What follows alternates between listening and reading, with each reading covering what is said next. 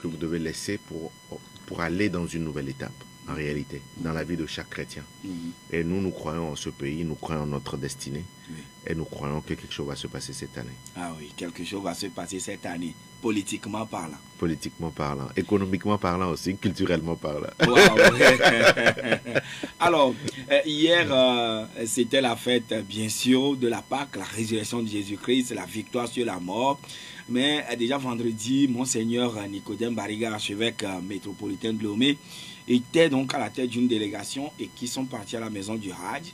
Et ils ont rompu le jeûne avec les frères musulmans pour témoigner la tolérance religieuse au Togo. Alors, comment avez-vous apprécié en tant que chrétien cette initiative, ou disons cette démarche du prélat? C'est une démarche qu'il faut saluer. Il faut avoir le courage de le dire. Ce Togo, ce pays a une particularité que les gens ne voient pas, parce qu'il faut faire beaucoup de pays pour pouvoir faire des comparaisons. Oui. Dans beaucoup de pays, cette tolérance n'existe même pas. Je vous assure, parce que quand nous rencontrons certains investissements, ils nous posent la question qui sont plus ou moins musulmans ou qui viennent dans des pays, qui vivent dans des pays où il y a plus de gens qui pratiquent la religion, l'islam par exemple. Ils nous demandent, mais chez vous, comment ça se passe? Parce que nous, dit non.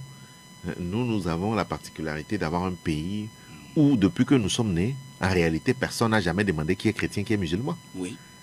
C'est après que tu te rends compte, il y a nous avons même des amis musulmans, on ne sait pas qu'ils sont musulmans. Oui. C'est lors d'une invitation, tu te dis, et toi tu pratiques, oh bon, je pratique ou je ne pratique pas, mais ça, ce n'est pas notre problème. Donc, c'est une démarche qu'il faut saluer. L'écuménisme et la tolérance, c'est à encourager, parce que nous voulons construire une nation basée sur la tolérance, sur le civisme, sur le patriotisme.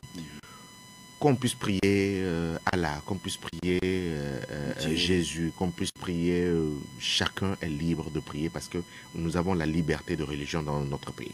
Donc c'est une démarche qu'il faut saluer et je tiens sincèrement à saluer ces leaders religieux qui ont compris le vivre ensemble. Ah oui, et je me rappelle bien, le président du PNP, Salifou Tchipi Achadam, ici dans ce même studio, nous disait, un jour quand il était invité sur cette antenne, il disait que à Sokode, par exemple, vous allez trouver une mosquée juste à côté d'une église et tout le monde adore tranquillement. Et il n'y a jamais d'animosité entre les chrétiens et les musulmans.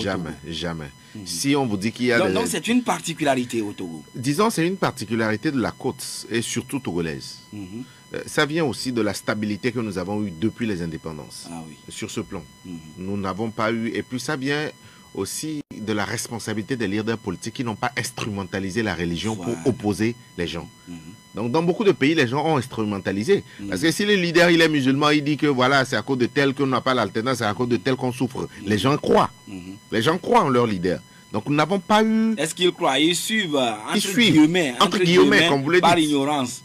Bon, moi je ne vais pas ajouter par ignorance, mais ils suivent. Et après, ça amène des problèmes, ça amène des conflits communautaires, ça amène des conflits. Alors qu'on a dépassé ça, nous, on a une certaine tolérance, et même qu'il faut saluer. Donc, c'est le lieu de remercier l'ensemble des leaders politiques qui ont permis, qui ont favorisé cet esprit de vivre ensemble, de tolérance, que chacun pratique librement sa religion, mais que nous nous retrouvons parce que ce que nous avons en commun, c'est le Togo. Oui, et voilà, par rapport à la lutte contre le terrorisme, c'est que la semaine dernière, je crois le mardi, vous avez donné encore une quitus d'1 an au gouvernement pour pouvoir essayer d'œuvrer ou de manœuvrer à partir de l'état d'urgence sécuritaire, toujours dans le Nord, pour 1 an. Oui, pour 1 an, pour la région qui est secouée par le terrorisme. Donc il fallait prendre des dispositions et nous l'avons déjà fait. Alors, juste, nous l'avons renouvelé pour 1 année. On nous dit non, pourquoi 1 année? Parce que votre mandat finit en décembre. Pourquoi vous renouvelez 1 an? Pour la simple raison que quand vous êtes en intercession avec la nouvelle législature qui va commencer, on ne sait pas quand est-ce qu'ils vont commencer. Donc il faut prévoir. Quand vous gouvernez, vous êtes dans l'anticipation. Que vous ayez 2, 3, 4 mois de plus, ça change quoi? On a donné ce qui tue au gouvernement, mais qu'est-ce qui a changé véritablement au Nord? Est-ce qu'il y a eu restriction des libertés? Est-ce que les gens n'ont qu'à arrêter de faire un débat qui est un débat politique sur des sujets qui sont techniques. Vous demandez, nous on vous donne, parce que ça permet de sécuriser. Parce que si ça commence... Vous demandez, vous donnez. On demande et vous donnez. Nous donnons parce que Sans analyser. Non, parce qu'il y a des arguments qui nous permettent de donner. Et nous nous sommes rendus compte. C'est pour ça que je vous dis, sur la question, est-ce qu'il faut leur donner un an, alors que non, pas un an. fini. Non, pas un an. Non, parce que vous avez cette habitude de faire dire aux gens ce qu'ils ne veulent pas dire. Donc, attendez-moi, je vais développer. Nous vous écoutons alors. Finalement, nous écoutons. Oui, donc, sur le sujet, est-ce qu'il fallait donner? Nous avons donné. Oui. Maintenant, sur le délai. Mhm. Nous sommes tous d'accord qu'il faut protéger. Parce que c'est un arsenal qui permet aux gens d'intervenir sans qu'ils aient besoin d'aller prendre des autorisations, sans que le juge n'ait besoin de donner. Voilà. Donc, c'est un dispositif qui permet de parer au plus pressant, au plus urgent. Oui. Et on l'a bien utilisé. Il n'y a pas eu de dérive. Est-ce qu'il y a eu des dérives? Oui, mais pourquoi Est-ce qu'il y a eu des dérives? Non. Mais maintenant, un an. Pourquoi? Parce Oui, que notre pourquoi? législature finit en décembre. Et on a voulu couvrir l'intercession. Parce qu'en intercession, les députés ne sont pas ne travaillent pas. Donc c'est pour ça. Parce que 6 mois, ça faisait un peu court par rapport aux objectifs que nous sommes donnés. Parce que cette question de terrorisme au nord du Togo ne va pas finir. Même si elle finit, il va falloir peut-être 2 ou 3 ans pour maîtriser sécuriser toute la sous-région. Pour qu'on ne nous dise pas un matin comme ça qu'il y a eu un attentat quelque part. Ou que, voilà. Donc, il faut neutraliser ces ennemis qui sont véritablement nos ennemis. Et nous avons donné les moyens à nos forces de sécurité, de défense pour faire ce travail. Est-ce que ça ne sous-entend pas que vous êtes dans l'option de couper l'herbe sous le pied de ceux-là qui viendront vous remplacer? Même pas. Ou peut-être vous qui non, allez mais être maintenant, si ça finit, s'ils ne veulent pas renouveler, ils sont libres de ne pas le renouveler. Ça, nous on a fait ce qu'il fallait. Et justement, au-delà de votre mandat. Non, c'est là pas... où se trouve le hic. Non, il n'y a pas de hic là-bas. Il n'y a pas de hic. La loi prévoit. La loi prévoit. Oui. Et quand vous êtes quelqu'un de responsable... C'est une anticipation? C'est une anticipation. Et quand vous êtes quelqu'un de responsable, vous anticipez. C'est tout. Ah, mais est-ce que vous, député, vous allez par moment sur le terrain? Nous allons sur le terrain, nous sommes solidaires aux forces de sécurité et de défense et nous avons nos députés qui sont de la région septentrionale qui vont. Moi, je reviens de Dankben où j'ai fait une réception de forage que j'ai fait construire. Donc nous y allons, nous sommes tout le temps sur le terrain. Vous êtes tout le temps sur le terrain. Voilà. Et voilà, tout le temps sur le terrain, vous constatez beaucoup de choses qui se passent là-bas ou bien à l'intérieur du pays et la population rurale est de l'ordre de 4 millions, ce qui dépasse plus de 4 millions, bien sûr, qui dépasse largement la population dans les milieux urbains. Et dans quelles conditions de vie dans quelles conditions vivent les Togolais de l'intérieur par rapport aux citadins? Non, mais il faut dire que les conditions sont difficiles. Les conditions sont difficiles et il est de notre responsabilité en tant que Togolais que chacun puisse... On ne peut pas être heureux seul. Les autres ne peuvent pas être heureux par procuration. Ils ne peuvent pas être... Vous ne pouvez pas être à l'aise et que les autres soient dans la souffrance et qu'ils soient heureux avec vous par procuration. Parce qu'il faut aussi qu'eux aussi, à un moment, qu'ils soient à l'aise. Qu'ils ne commencent pas à faire 1 repas, 2, 3 repas par jour. Qu'ils aient les infrastructures. Les infrastructures qui nous permettent ici de vaquer librement à nos occupations, d'aller se faire servir au niveau de l'État, il faut qu'ils puissent l'avoir. Donc c'est pour ça qu'il faut rapprocher ces services de nos concitoyens dans les préfectures. C'est fondamental si nous voulons réussir la décentralisation. C'est fondamental. Il y a beaucoup de services qui n'existent pas dans nos régions reculées. Et ce n'est pas normal. Il faut des kilomètres. Il faut des kilomètres pour se faire servir, pour ne serait-ce qu'un petit document administratif. Et ce n'est pas normal. C'est pour ça que nous nous battons pour que nous puissions avoir une décentralisation réussie. Ce n'est pas simplement le fait d'avoir des conseils, tout ça là. Il faut rapprocher l'administration des administrés. C'est véritablement important. Et la décentralisation favorise ce processus-là. Parce que vous allez voir, dans certaines régions, tout était dans le chef-lieu. Mais avec la décentralisation, il y a des documents qui sont maintenant dans les communes. Et les communes se sont rapprochées des cantons.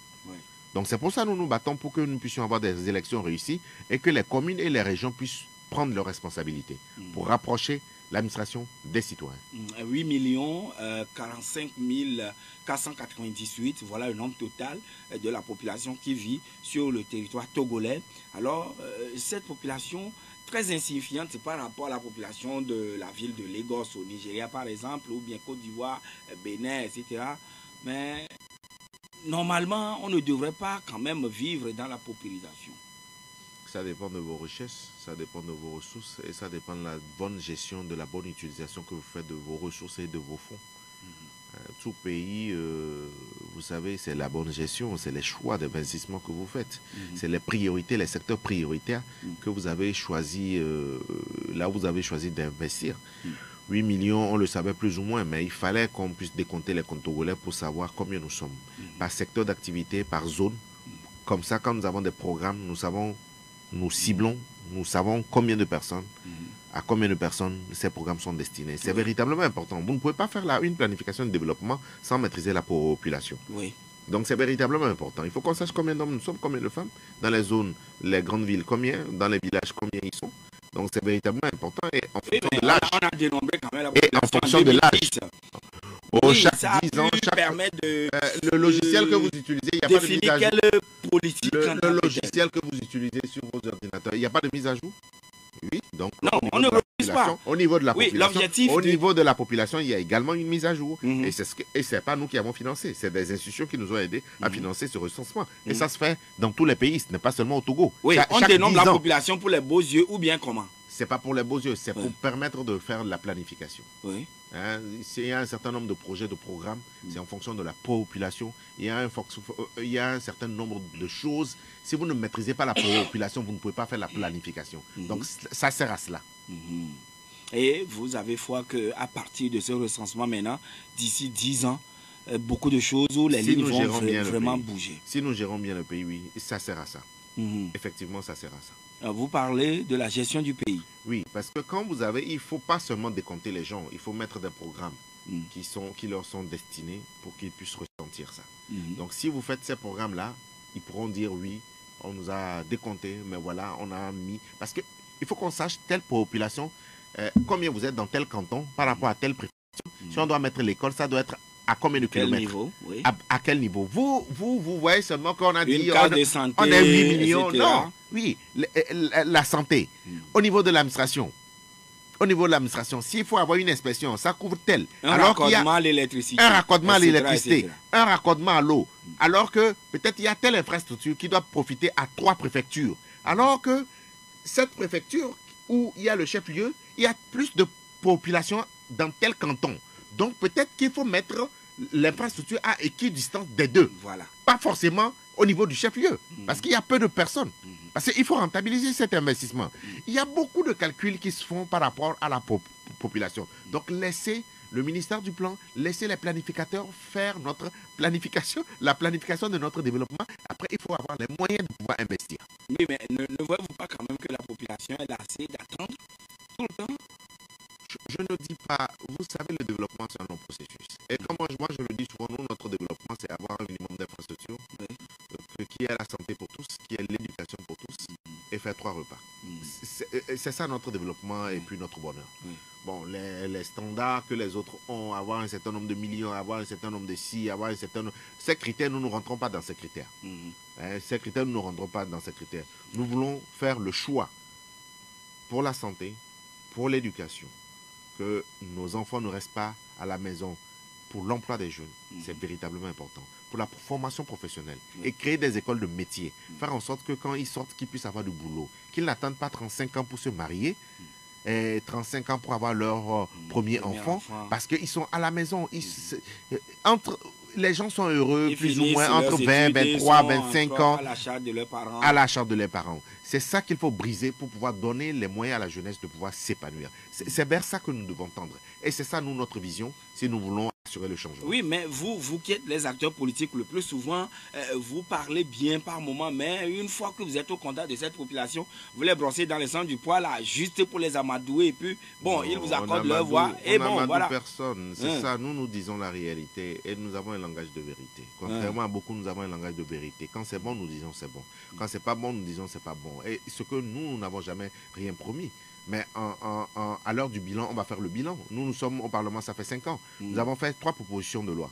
Nous allons déposer notre 4e proposition de loi. Nous avons fait construire 5 ou 6 forages. Nous donnons du matériel dans les inspections. Vous faites le bilan?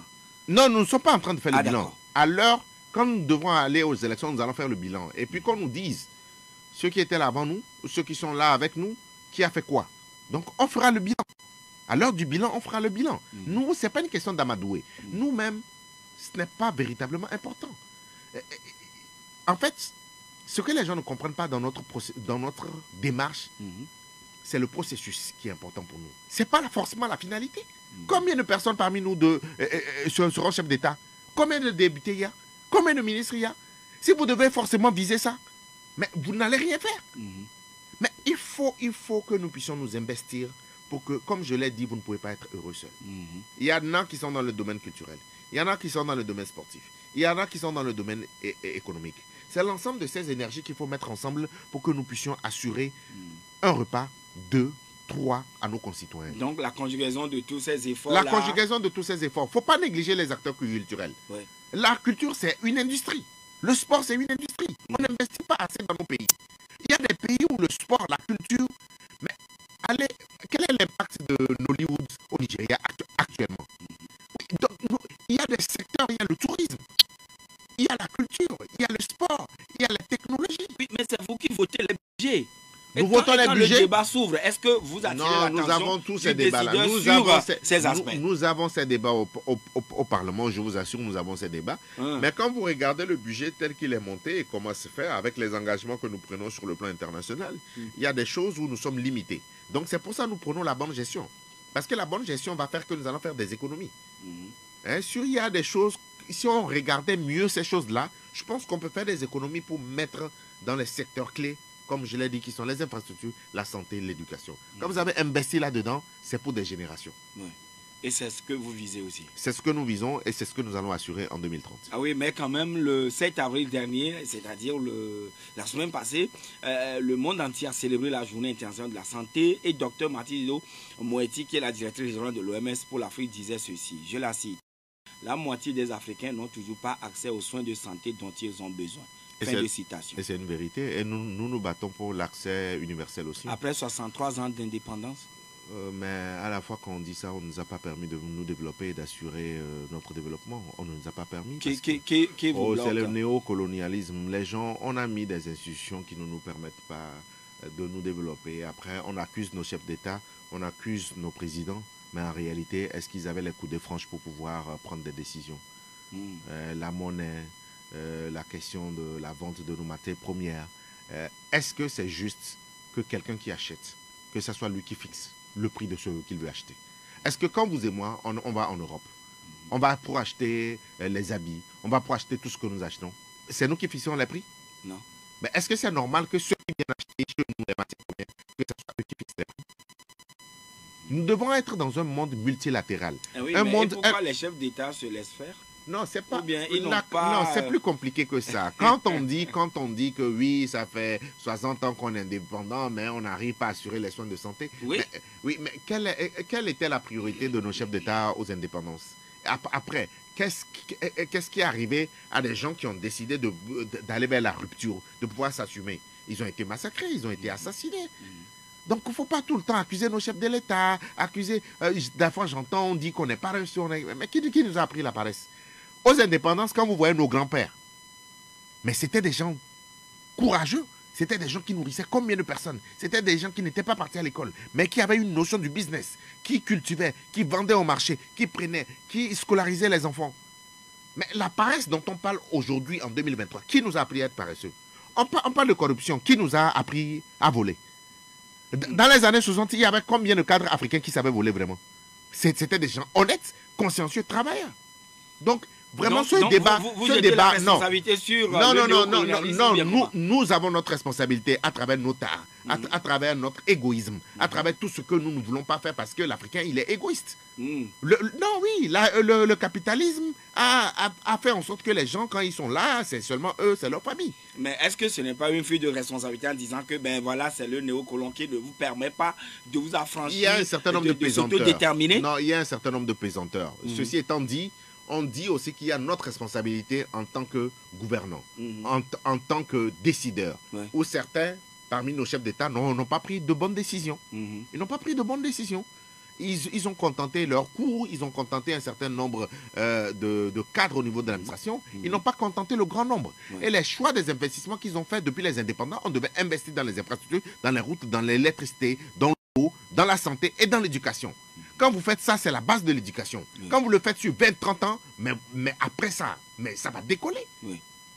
Oui, donc c'est ce que nous devons garantir. Et nous avons commencé par le faire. Il faut voir, depuis 10 ans, le taux d'électrification ici au Togo, ça a largement augmenté. Ouais. Nous sommes en train, d'ici 5-10 ans, nous allons atteindre nos objectifs. La desserte de l'eau, c'est pareil. Les infrastructures sur le plan des routes, d'un certain nombre, le transport. Mais on a fait des efforts considérables. Mais ça aussi, ça nous a endettés. Donc nous avons atteint la limite de notre capacité d'endettement. Donc vous reconnaissez quand même que il y a eu des efforts. Parti unir avec non. Oui. Non. Oui. Qui le fait alors? Non. Ce que je veux dire par là, c'est que nous reconnaissons que depuis des années, il y a eu des efforts. On a investi. Consenti par... Je dis, nous reconnaissons le travail qui est fait. Mais ça n'a rien à voir avec unir... Oui, mais ce sont ceux-là qui sont au pouvoir, je ne refuse pas. Voilà. Je dis calmement, je sais ce que vous êtes en train de faire, mais vous ne pouvez pas réussir. Mais... Non, je sais ce que vous êtes en train de faire, mais avec moi, vous n'allez pas réussir. Moi, je ne fais rien, non. Mais laissez-moi répondre. Allez-y. Mais laissez-moi répondre. Mais moi, je dis, moi, je suis quelqu'un qui s'assume. Ouais. Je dis, je reconnais qu'il y a eu beaucoup d'efforts. Je reconnais qu'il y a un certain nombre d'agrégats que nous avons améliorés. Bien évidemment. Oui, c'est ce qui a permis que sur le plan international, notre rang puisse être à un certain niveau qui est acceptable. Bien. Où un certain nombre d'opérateurs, un certain nombre d'institutions viennent à nous parce que nous avons amélioré ces critères. Et c'est fondamental quand vous dirigez un pays. Donc moi, je le reconnais. Oui. Donc il y a des ministres qui font des efforts. Il y a le chef de l'État et son gouvernement qui font des efforts. Oui. Finalement, vous l'avez reconnu. Non, ça n'a rien à voir avec ça. Ça n'a rien à voir, oui. Non. Quoi qu'on dise, le chef de l'État est uni, c'est eux qui constituent la majorité au pouvoir aujourd'hui à partir du parti Unir. D'accord, oui, voilà. C'est à partir du parti Unir, mais ce que je dis, moi je parle du gouvernement, je parle des ministres et je parle du chef de l'État. Oui, mais quand même, quoi qu'on dise, la moitié des Africains qui n'ont toujours pas accès aux soins de santé dont ils ont besoin, c'est une réalité évidente que la dame a touchée. Une réalité. Et est-ce que ça doit faire prendre conscience à qui de droit? Non, nous avons déjà pris conscience. Nous n'avons pas attendu la dame qu'elle le dise. Ça, nous vous le disons tout le temps sur les plateaux. Oui. Donc, ce n'est pas la dame. Nous sommes conscients de nous. Nous sommes conscients. Nous sommes conscients de nos difficultés. Nous sommes conscients. Nous, on n'attend pas des institutions pour nous faire prendre conscience de quoi que ce soit. Non, nous sommes conscients de nos difficultés. Vous venez de rentrer de la préfecture de Dankpen où vous avez été élu député. Alors, qu'est-ce que vous étiez parti dire à vos mandats? Non, nous ne sommes pas partis véritablement pour une activité politique. Nous sommes partis réceptionner un forage que nous avons fait construire avec des partenaires. Parce que l'eau, c'est la vie. Ouais. Voilà. Donc, nous vous sommes avez partis senti dans le le besoin canton là-bas? Oui, nous avons senti le besoin de... Nous sommes partis dans le canton de Nandota, qui est dans la préfecture de Dankpen, où il y avait un besoin criard pour l'eau. Donc, nous avons mobilisé nos partenaires et nous avons fait construire un forage. Et il y a d'autres forages que nous allons construire d'ici la fin de l'année. Et les gens nous connaissent pour cela, parce que nous, en tant que politiciens, nous ne sommes pas seulement au Parlement pour vociférer. Non, nous posons des actes sur le terrain. Et c'est ça qui caractérise notre mandat. Nous posons beaucoup d'actes sur le terrain. Voilà. Ça, c'est au profit de la population qui vous a élu. Tout à fait. Maintenant, est-ce que vous avez également dans votre agenda la cible qu'est la jeunesse? La cible qu'est la jeunesse est notre priorité, ça vous le savez. Ça, c'est juste pour nous taquiner parce que vous savez, nous lançons beaucoup de programmes à destination de la jeunesse parce que nous, l'employabilité des jeunes... J'avais lu entre-temps un projet de bourse, mais je voudrais quand même voir si réellement cela vous préoccupe ou carrément c'est un projet comporté ou bien par une multinationale et vous aussi voudrez... Nous mobilisons nos partenaires. Comme nous l'avons dit, celui que vous voyez en face, c'est un homme qui a 3 pieds. Le premier pied, il est économique. Nous sommes un businessman que tout le monde connaît. Le second pied, il est politique. Nous sommes un chef de parti politique. Et le troisième, il est, disons, social ou humanitaire. Et nous essayons de faire les 3. Quand nous gagnons de l'argent, nous investissons dans l'humanitaire. Et la politique, c'est pas pour gagner de... Voilà. La politique, c'est pas pour gagner de l'argent. Première initiative? Non. Forage? Depuis 5 ans, on avait déjà construit...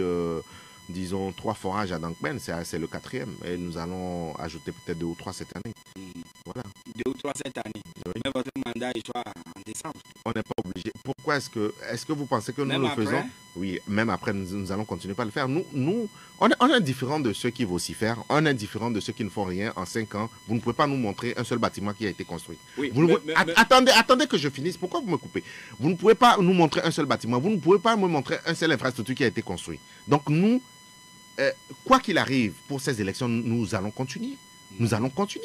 Parce que notre objectif, c'est 2030 et après. Oui, nous ne sommes pas des opportunistes. Êtes-vous en train nous de ne dire sommes pas des opportunistes. À la fin des Togolais Oui. ce matin Oui. que même si nous ne vous souhaitons pas, même si nous ne sommes pas réélus, nous allons continuer. Vous allez continuer à œuvrer dans l'humanitaire là-bas. Nous allons continuer. Nous allons continuer. Notre combat, c'est ce que les gens ne comprennent pas. C'est une promesse en ce jour de lundi. Ce n'est pas une question de promesse. C'est ce qui nous caractérise. C'est ce que nous sommes.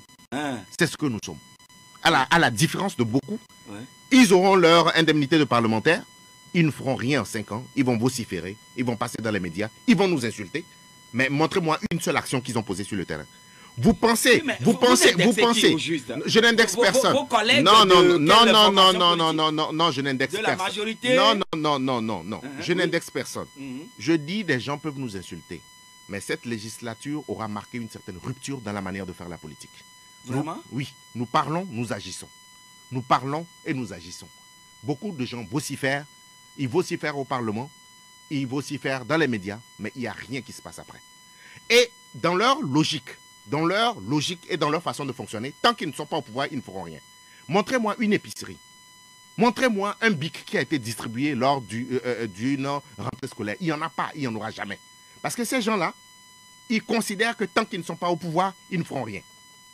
Voilà comment. Et ces gens-là, il faut qu'ils insultent les autres. Il faut qu'ils montrent au peuple que c'est les autres qui sont mauvais. Et c'est pour ça qu'eux, ils n'ont pas atteint leur objectif. Et ce qu'ils n'ont jamais compris, c'est que ça va les rattraper. Oh non, ça va les rattraper après chaque élection. Ils seront obligés tout le temps de se justifier. Nous, on ne vient jamais pour se justifier. On vient vous dire les actions que nous posons. Si c'est insuffisant, vous allez nous dire que c'est insuffisant. S'il faut les critiquer, vous les critiquez et on accepte. Oui. Bon, voilà. Donc, je n'indexe personne. Je dis, nous allons poser les actes au-delà de 2023. Nous visons 2030 et nous allons assurer l'alternance. Donc, vous visez le fauteuil présidentiel d'ici 2030. Nous allons assurer l'alternance, c'est ce que je vous dis. C'est une ambition? C'est une ambition, nous allons assurer l'alternance en 2030. Notre objectif est clair depuis que nous sommes en politique. Et chaque fois, nous le disons, on nous dit... Oui, mais quand même, monsieur le président du PDP...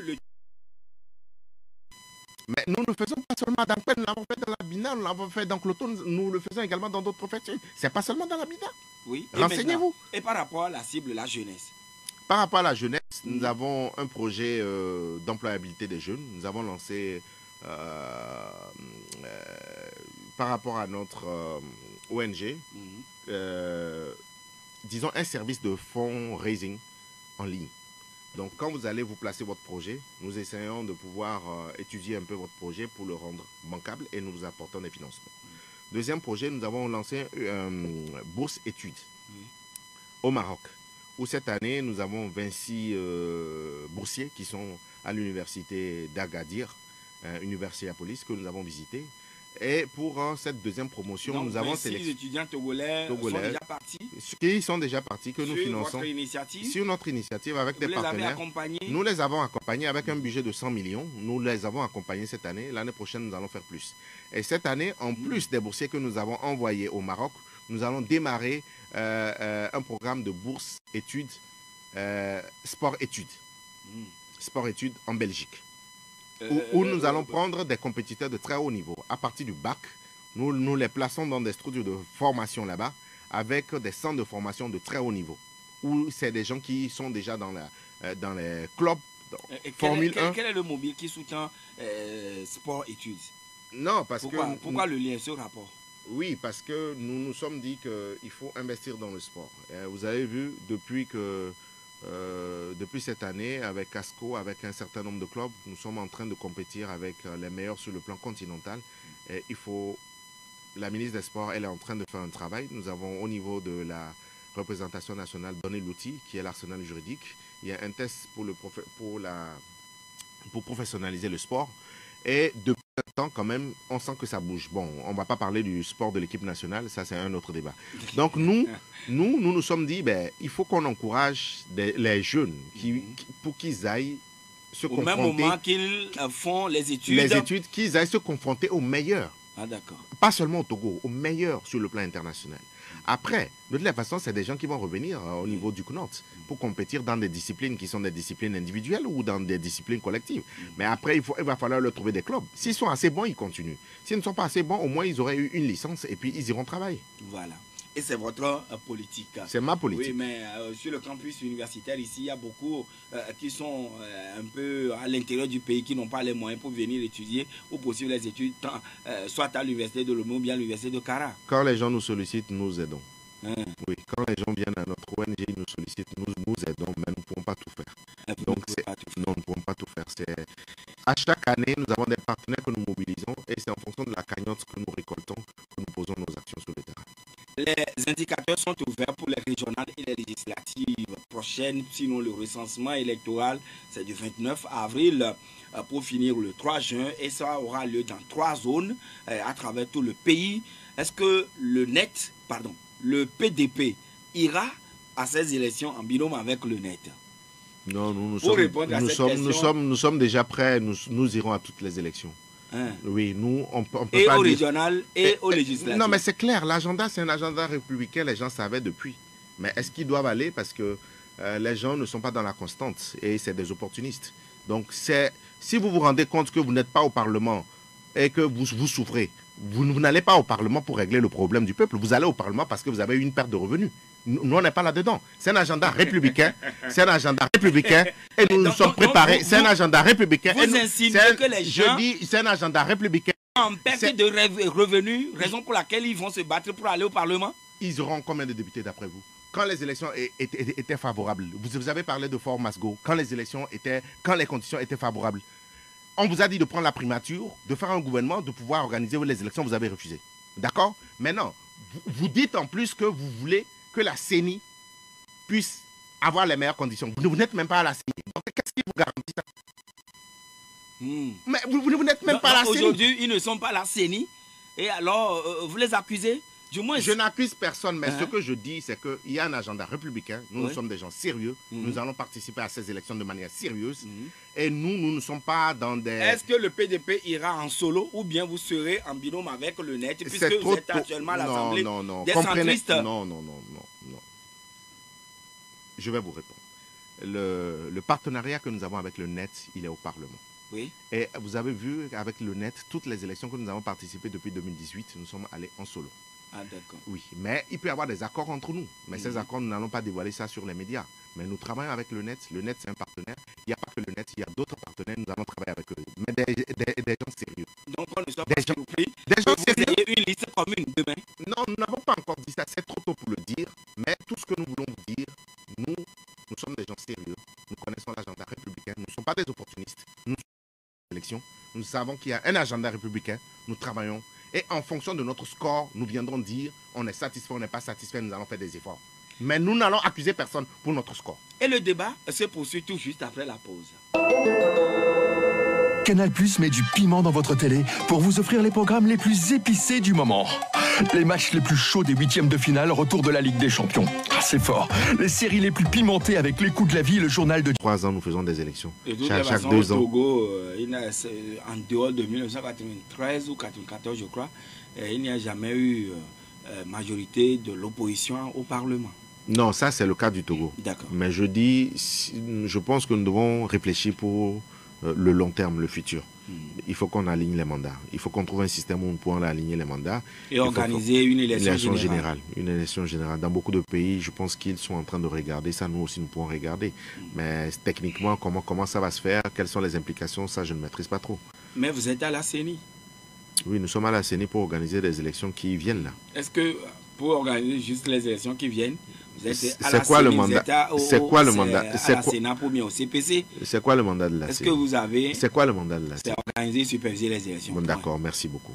Donc, on n'est pas là-bas pour regarder s'il faut coupler ou s'il faut faire une élection générale. Mais nous avons fait des propositions dans le cadre... Oui, mais quand même, nous avons fait le compte rendu du Conseil des ministres la dernière fois, il revient à la CENI de faire la proposition si on doit jumeler les deux élections ou pas. Sur l'agenda, oui. Sur l'agenda, oui. Ouais. Maintenant, au niveau de la concertation nationale entre acteurs politiques, il y a un certain nombre de réflexions qui étaient en cours et que nous devons continuer dans le cadre permanent de dialogue.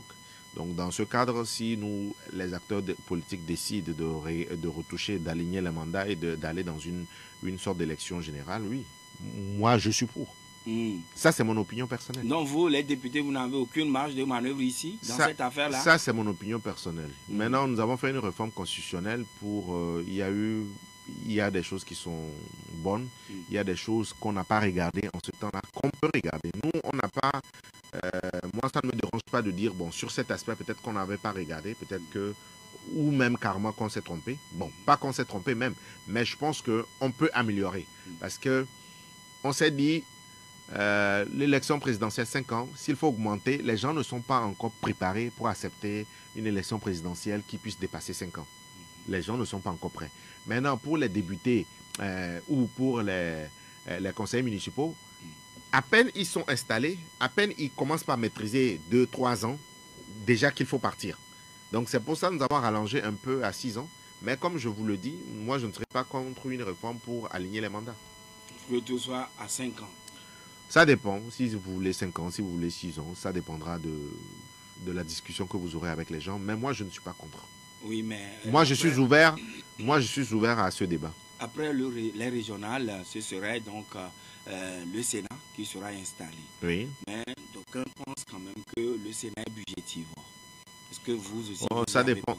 Oui, ça dépend de comment on voit les choses. Parce que quand même, c'est la Chambre haute du Parlement qui permet, c'est des gens qui ont un certain nombre d'expériences et qui peuvent permettre de parfaire les tests. Mais bon, parler du budget également de cette institution, je suis aussi d'accord pour dire que ça peut servir à autre chose.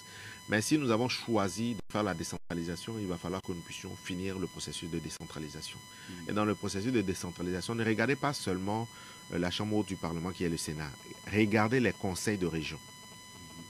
C'est parce qu'on a besoin de ces conseils de région pour pouvoir gérer une région, pour faire des infrastructures ces infrastructures vont appartenir à l'ensemble des préfectures qui constituent la région. Et c'est un pôle de développement. Les CG, lycées, voilà. C'est du ressort des conseils régionaux. Des conseils régionaux. C'est un pôle de développement et ces régions-là peuvent mobiliser plus de ressources pour pouvoir développer ces régions-là que les préfectures. Oui, parce mobiliser que les préfectures... plus de ressources où?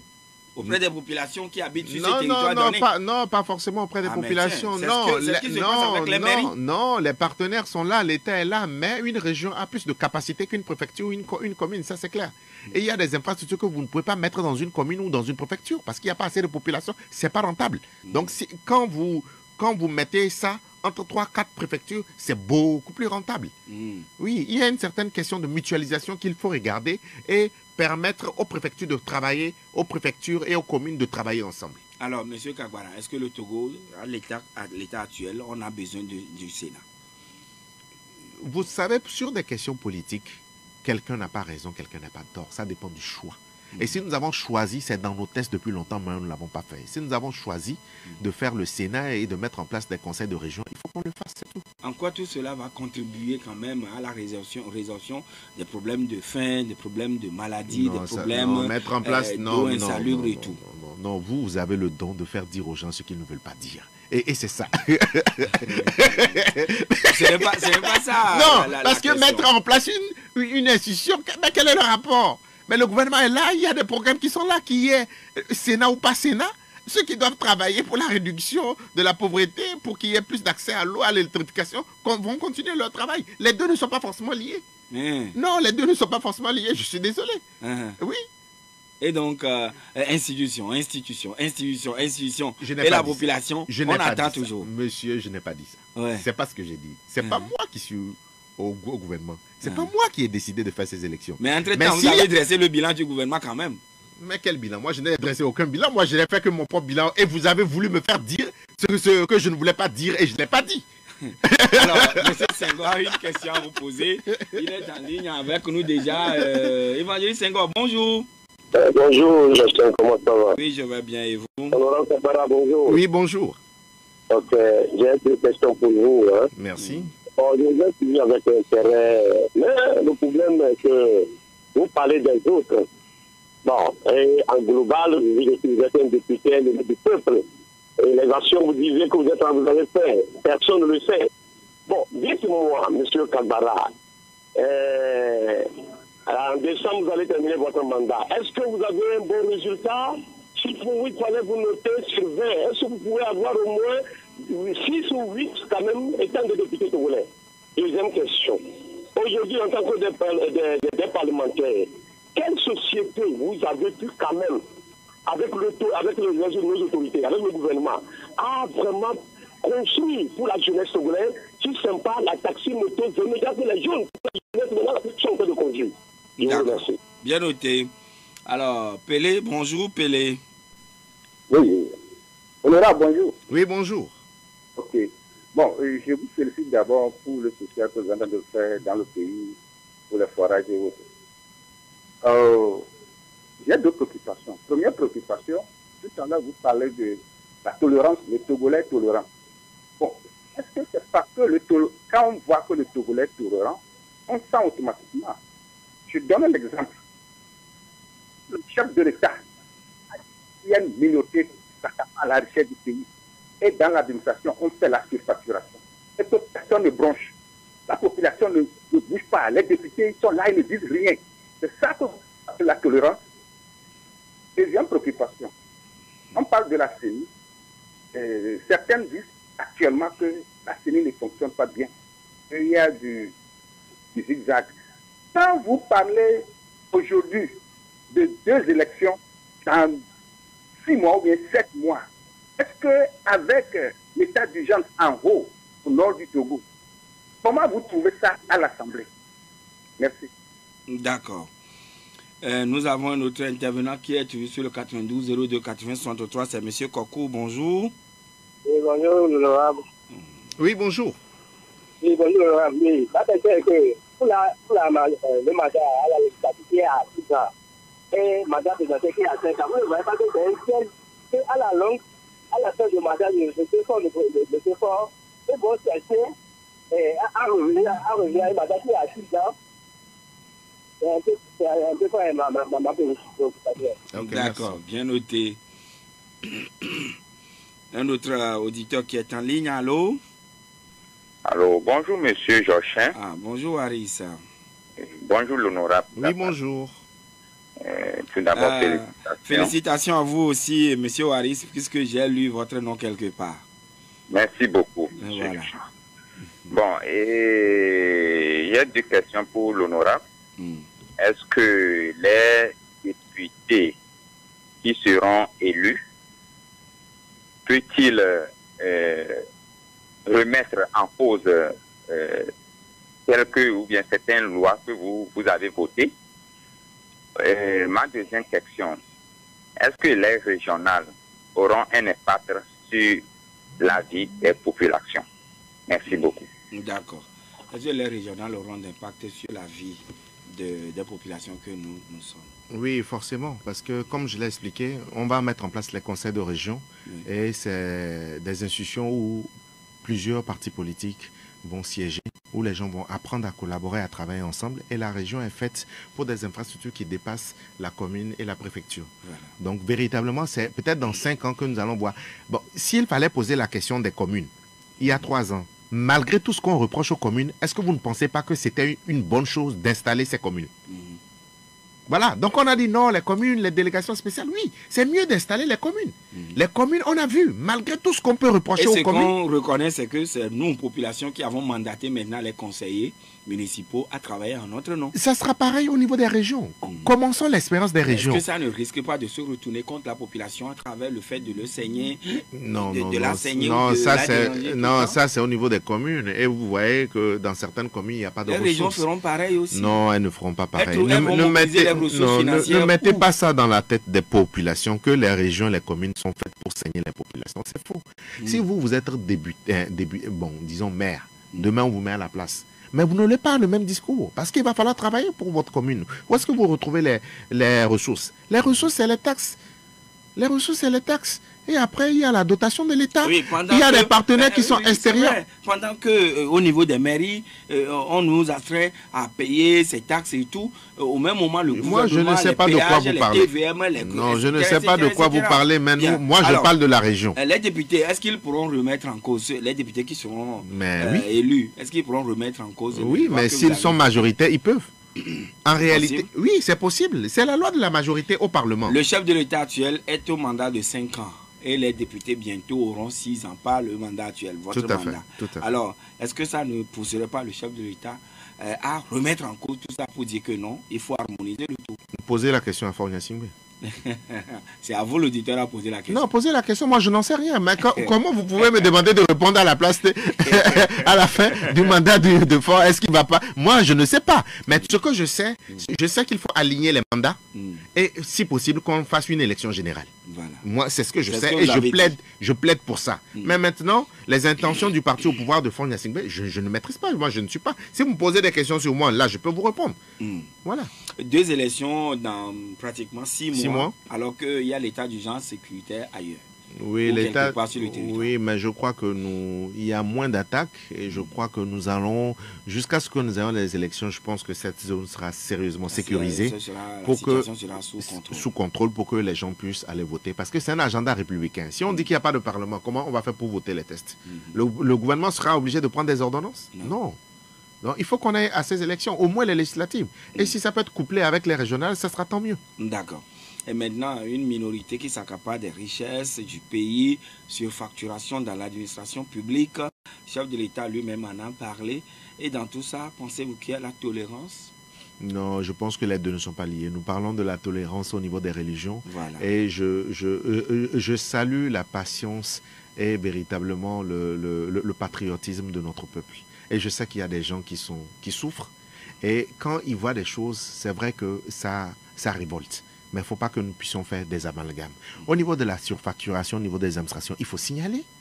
Il y a des organes de presse qui ont été suspendus dans ce pays et qui ont fait un recours. Et dans ce même pays, une institution a dit qu'ils ont raison. A débouté la HAC. A débouté la HAC. Ouais. Mais si vous le dites à quelqu'un la veille, il va dire non, ce que vous dites là, non. Signalez. Signalez, soyons audacieux. Nous, ce que nous voulons pour la jeunesse, c'est l'audace, le patriotisme. Moi, je ne suis pas contre les voleurs. Moi, non, parce qu'un voleur tue le peuple. Moi, je ne suis pas contre...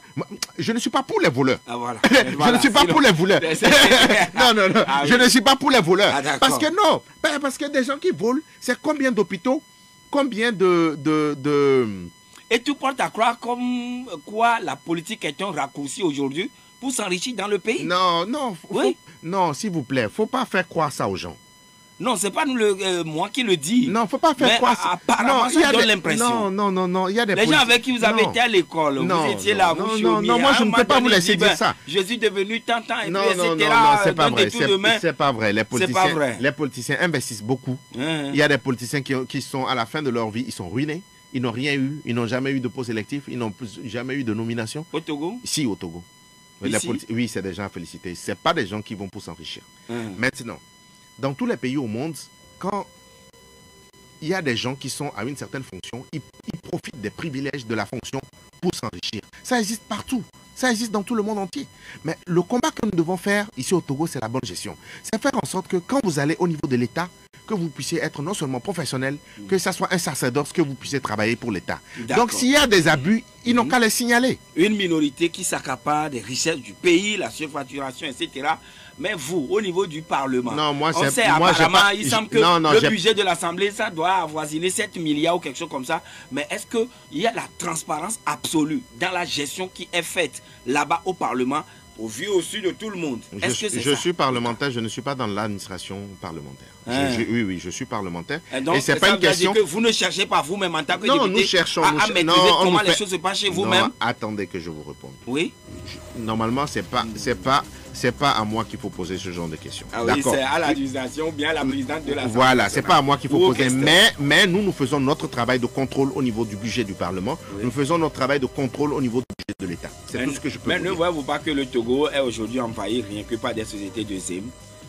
C'est ça la société ça, c'est un problème. Que vous voulez construire? Non, pas que moi. C'est une question de Senghor. Non. C'est pas le pays que je veux construire. Moi, je vous dis, moi, le développement, c'est quoi? C'est 3 repas, avoir des infrastructures, investir dans la santé, investir dans les infrastructures, que notre pays devienne un pays véritablement de service et que les jeunes puissent s'épanouir. Moi, c'est la jeunesse, c'est ça ma priorité. Au plus tard, le 8 décembre, vous devez finir, boucler votre mandat. Alors, M. Kagwara, est-ce que on peut vous noter vous-même, au niveau de vos actions, 5 non, 6 ou 8 sur 20. Le peuple jugera. Le peuple jugera. Oui, nous avons posé des actes. Nous avons fait la réforme constitutionnelle qui a limité le mandat de Fournier Singbe. D'accord? Nous avons accompagné le gouvernement pour sécuriser. C'est nous qui avons voté la loi de programmation militaire. Nous avons, en termes structurels, nous avons doté le pays d'un arsenal juridique qui lui permet de pouvoir avoir des ambitions. Nous avons posé des actes sur le plan humanitaire, sur le plan social. Moi-même, j'ai déposé 3 propositions de loi. Donc, que le peuple puisse nous juger. Nous-mêmes, nous ne pouvons pas dire, vous ne pouvez pas vous danser et vous apprécier. Ce qui est sûr, quand ce sera la période de campagne électorale, vous nous direz ce que vous avez pu faire et qui vaudrait qu'on puisse vous réélire. Ou bien vous donner encore les voix. Tout à fait. Monsieur Kagbara. Et je suis sûr que vous-même, vous serez satisfait. Ouais. Oui.